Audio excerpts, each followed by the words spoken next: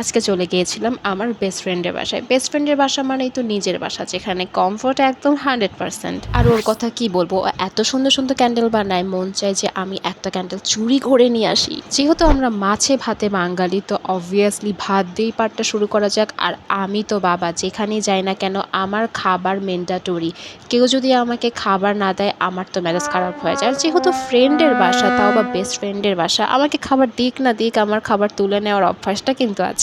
ছোটবেলা থেকে কারো বাসায় গেলে আমি সবার ফার্স্টে ওয়েট করতাম যে আমাকে কখন খাবার দিবে অ্যান্ড কখন আমার একদম আয়োজনটা শুরু হবে। খাবার দেওয়া মানে আমার জন্য আয়োজন শুরু। আমরা দুই বেস্ট ফ্রেন্ড, এক নদীর দুই প্রান্তের মানুষ। আমি সব কিছু মিক্সড করে খেতে পছন্দ করি আর ও সব কিছু একটা একটা করে খেতে পছন্দ করে। যদিও আমি চা লাভার না, কিন্তু আরেক বেস্ট ফ্রেন্ডের দেখা দেখি আমিও আমার বেস্ট ফ্রেন্ডকে বলি ঠিক আছে তুই আমার জন্য চা বানা, আর যেই ওর চা বানানো শেষ সেই আমার চায়ের ফটোগ্রাফি শুরু।